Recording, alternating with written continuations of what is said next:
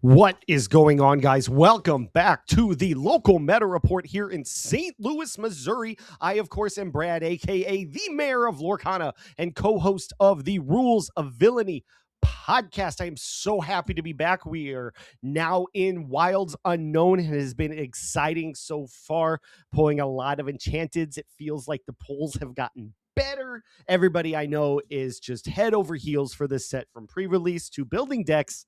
So excited. You're probably wondering why I'm in a shirt and a tie right now, because that is unusual for this video. It's usually pretty lax. I just got back from a wedding and I didn't feel like changing. I felt like the world of Lorcana deserved to see the mayor styling and profiling and just being silly. But no, I wanted to knock this video out for you. It is late on Sunday night. Shout out to Kat and Nick, by the way. Congratulations once again for your wedding. I know you're never going to watch this, but I wanted to throw it out there once again. It was a beautiful wedding and so happy to be a part of it.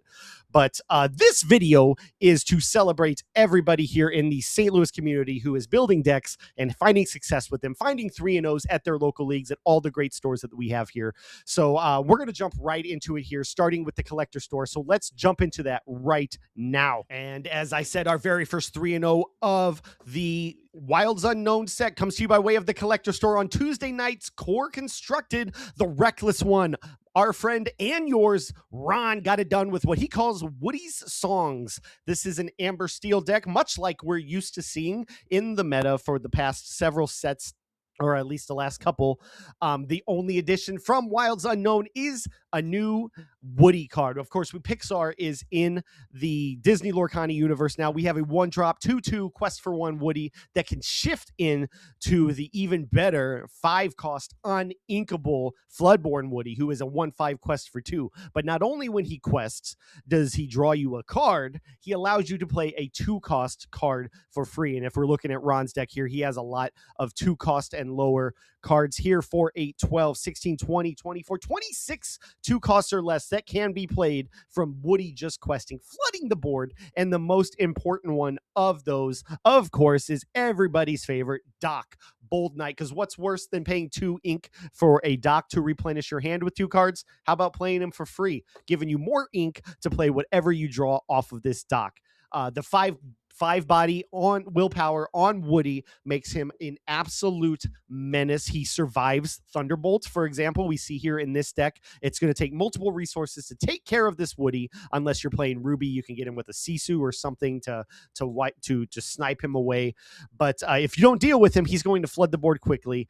And like I said, the Docs come out, replenish your hand. That gives ammunition for the 4-cost legendary Angel, who can just ping away at you 2 damage at a time simply by discarding a card once per turn.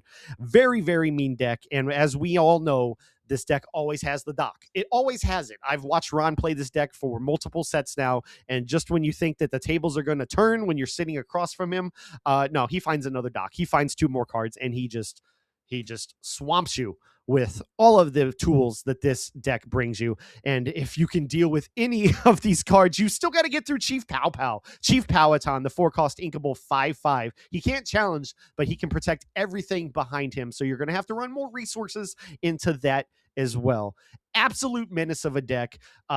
It's gonna be an interesting set. So congratulations to Ron. This is his bread and butter. I met him on Amber Steel, as I've talked about on here before, and he is rolling with it now like he always has. Absolutely incredible. Congratulations to Ron. I'm sure we'll see you on here in the weeks to come. All right, moving all the way out to Manticore Game Shop in O'Fallon, Missouri. We have a 3-0 in Core constructed with Blurple, Linc the Sync, one of the youngins of the ROV family, getting it done with Amethyst Sapphire. And it is an interesting deck indeed. He is utilizing some new cards, not a whole lot of new cards, but the MVP that I am told by his father was this new Dash Par. He is a 4-cost uninkable 3/2 that quests for 2 with Rush. And he is the first card in Disney Lorcana that can quest on the turn he's played, and that's very thematic to who Dash is as a character from The Incredibles. Of course, another IP, a new IP in the Wilds Unknown set, coming in with Pixar joining the Disney Lorcana family. Dash Par, Lava Runner. I've heard from Steven that this card was just an absolute menace. And I'm really interested to see how he sticks around in Blurple decks like this. I feel like he would be more of an Amethyst Steel or some kind of burn aggro deck. Of course, he, comes out in Quest for 2. You're probably rarely ever rushing with him to challenge with somebody because that 2 lore is probably more valuable. We've had goats in the past. We've had other cards that come out. Honey Marin. I guess Gathering Knowledge and Wisdom does get you 2 lore when it's played, but it's not a character. It's not a body on board that has to be dealt with. So Dash was an MVP here. Some other new cards here. He favors the new 1-drop inkable Louisa Madrigal, who's a 0-3 with Challenger 2. That's in place of Rafiki, who has been in that spot for a while. Maybe the Octopus, the Royal Guard, sometimes subs in there as well. I would say that the Louisa probably is a setup for a Shift Louisa, who is a legendary in this set with a little bit of damage manipulation, but he must have enough of that from the ever-present Cheshire Cat, one of the best Amethyst cards in the game right now. So no Shift Louisa, maybe just favoring that, trying out new cards. We all love new cards, and that's made its way here in Linc's deck as well. The only other new card from Wilds Unknown is this Merryweather, who is a 4-cost inkable 4/5 with Ward in Quest with 1. So she comes out and she's basically always protected until she turns sideways. And with her 5 willpower, she can hold a lot of damage and be an absolute menace to whatever's exerted on your side of the board. So those are the 3 new cards from Wilds Unknown. Everything else here looks pretty standard. We do see a little bit of flavor here with Cusco, the Selfish Emperor. He's a 3/5 Quest for 2. He allows you to put an item in its player's inkwell on play.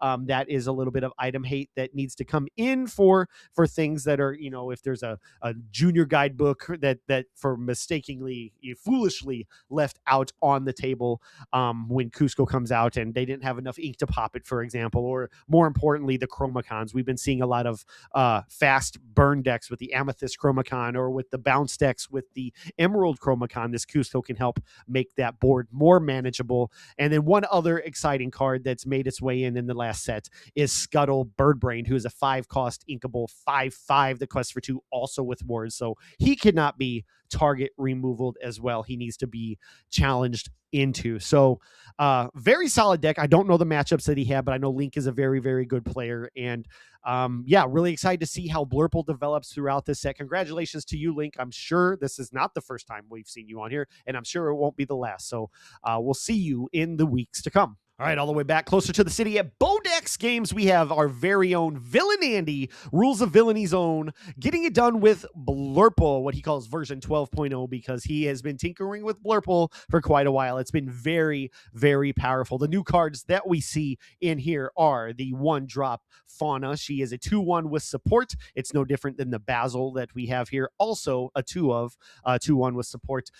It's just a new card, unless you need some kind of flavor with Detective or Fairy synergy. It doesn't really matter which one of these you are playing, but he opted to try the new Fauna card as well as the Merryweather, who we just talked about, the 4/5 Quest for 1 with Ward, just a beefy fairy. One fairy I noticeably absent is Flora, who our counterpart Vince from the Rules of Villainy podcast as well believes is a very underrated card. She is a fairy with resist. We have one with support, one with ward, and one with resist. We'll see how the meta develops, but Andy decided I don't need Flora tonight, and of course it shows. He got it done with 3-0 here.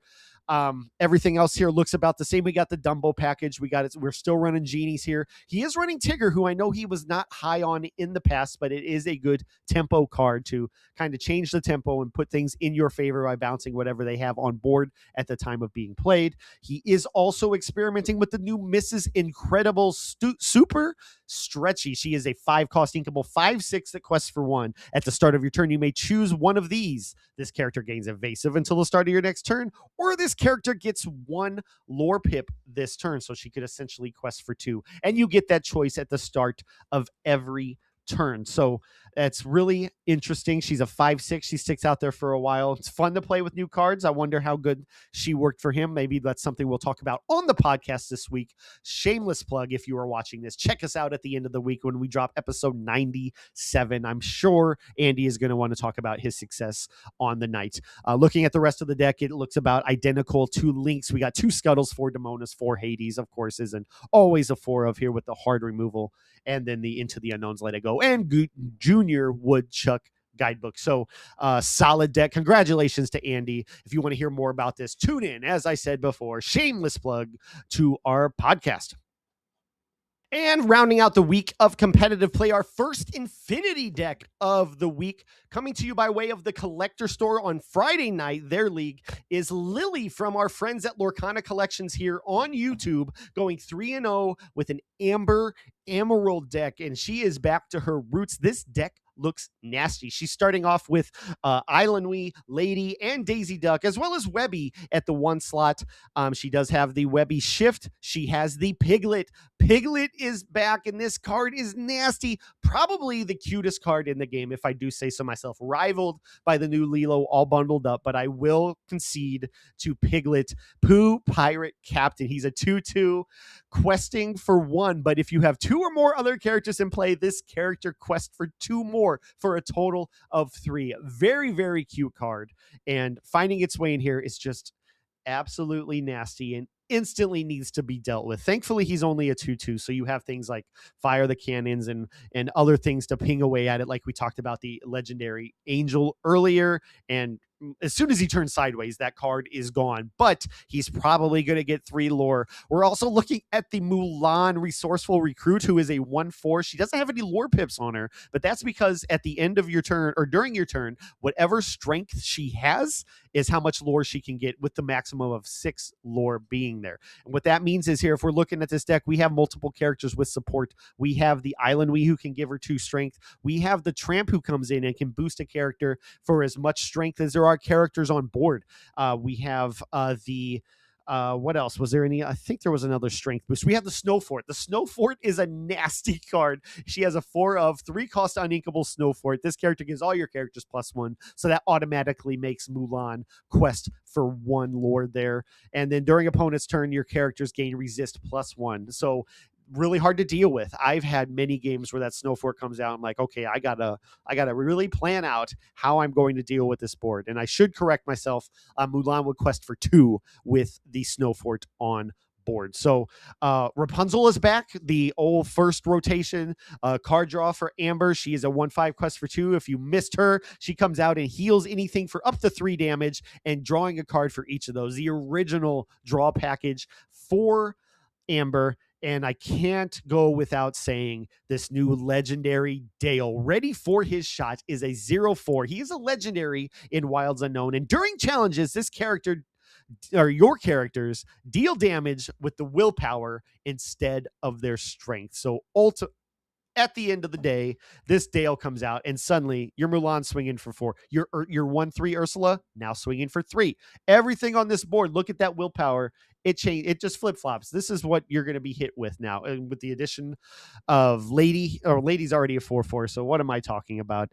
I'm kind of rambling here. Like I said, it's late on a Sunday night. This deck is nasty, and it's no surprise to me that Lili, who is a great player, found success in Infinity with this deck. I'm scared. I'm scared that Amber Emerald is not going away. And then just when you think you might have it all in the bag, it's their turn. You're passing to them. Your next turn, you're going to win. If you have any damage on your characters, look out for Gogo Tamago, who can come out and just steal the win from you. There's a lot going on in this deck. I didn't go through every playline or anything, but wow, it's scary, it's fast, and it's really, really good. So congratulations to Lili one more time, and we will see you on here again soon. And one last deck for you guys. We have one bonus deck from our teammate Captain Jimmy here. They got together on Saturday night and had a little skirmish. This wasn't from any league play whatsoever, but they all were testing some Infinity. We do have DLC Indianapolis coming up in just shy of a month. It's actually really scary because I don't even have an Infinity deck built besides brooms. Do I bring brooms to Infinity? I don't know. That's a conversation for the podcast. Jimmy here is back on the old tried and true, going 3-0 with Ruby Amethyst. We got the bounce package back. We got the Dumble package. We got Be Prepared, Maui Time, Lady Tremaine, all the stuff we know and love. Running 6 locations with the library and Queen's Castle to get some card draw from you there as well. what he likes the most about this and what he found the most success with was the pseudo draw package as well. Not only do we have friends on the other side and the locations and Hades if they give you the draw, Chernobog's followers, but they also have Hercules, and they also have something else that boosts. What am I missing here? Oh, the Scrooge McDuck. Those are cards that you can boost on every turn when you have a few extra ink and you want to, and then you can bounce it with your snake or your fox to bring that back to your hand and get the cards from underneath. So there's a little bit of extra benefit for boosting those cards, let alone the Scrooge McDuck just getting more and more powerful every turn that you put a card underneath him, gaining one strength and one willpower while doing so.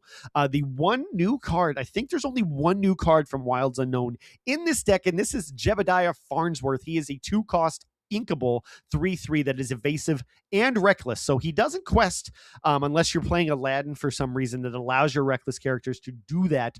But he does come out as a 3/3 on 2 and pretty much can deal with anything. He is a Dumbo counter, hard Dumbo counter, being a 3/3. One thing that Jimmy also pointed out with, though, in the mirror matches, which I think he had a couple of them on Saturday night, Brawl is effectively useless. If you look at these willpower or the strength here of nearly everybody on the deck or in the deck, Brawl isn't hitting any of it. It's hitting Elsa, it's hitting Chernobog's followers, but what I understand from his matchups, Brawl was pretty much going into the Inkwell because there's no genies. There's no other big threats that really required him to hold on to Brawl. So he might find some room by taking a couple of those out of there in the future as he starts to tinker with it. But this is the 3-0 deck for the week for him. Some really nasty lines here, getting those locations out there, protecting them with Maui, exerting everything with Demona to clear their board and protect them even longer. And on top of that, once you're at 7 ink, if you have those locations out there and you can be prepared, they have literally nothing they can do to take care of those locations efficiently unless they're also running that big Maui or some kind of location removal that is teched for this kind of deck. So congratulations to Jimmy. Great seeing the ladies in chairs come back, or at least one of them, and Lady Tremaine, one of our favorites here. She does have a rule of villainy on her card, the 12th rule of villainy. That is, if you don't have a throne, take one, and she is the queen of it. So yeah, that's it for Jimmy's deck. And yeah, let's move on to the outro. That's going to do it. That's going to wrap up the very first week of the Wilds Unknown era. Thank you to everybody who submitted their decks to allow me to celebrate you and your success here in the St. Louis community, and the stores that allow us to play this game week after week and just have a blast with it. Never, and I will say this every single episode if I have to, never in a million years would I have imagined I'd be sitting here talking about our meta decks and all the people that I've met in this community and far and wide in Disney Lorcana that allow me to and make me want to make these videos week after week for you guys, celebrating you. So it means the world. Thank you to everybody who tunes in. Hopefully you found something valuable in this. If you're going to have a link to all the decks below, if you want to try them out, find out what you like about them, see how you can tinker with them. Let us know in the comments below what you did to make them better, what you think might be better in your local meta, or what everybody here is just a really good community and would love to hear the feedback, I'm sure. So we're here to have those conversations and love to have you being a part of them. So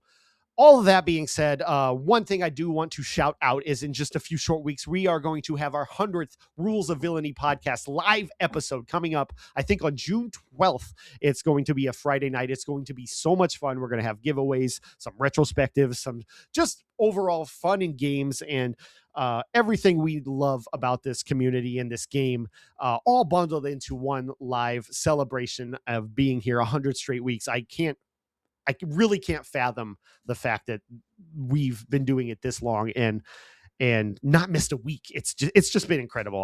I'm head over heels for what's to come, and not trying to get too gushy, but I just love being here. Love all of you guys. So all of that being said, thank you again for tuning in. If you like this kind of content, please like, subscribe, hit the bell for notifications for any kind of Rules of Villainy content, including these videos, Deck Test Tuesdays, which is a live stream every Tuesday night with Kirsten and Andy. Vince has been creating more content, opening cases, live streams there. Those aren't really planned. Those just pop up. So if you are subscribed and hit the bell. You'll know when those are coming on so you can watch and hang out with Vince for a while. Great streams. Always fun hanging out with him. And of course, the podcast proper, which airs every single Friday for about an hour, maybe a little bit more, maybe a little less. We're still bouncing around on times because we just love talking about this game. But I'm having a very long-winded outro here. Again, thank you to everybody. I will see you guys next week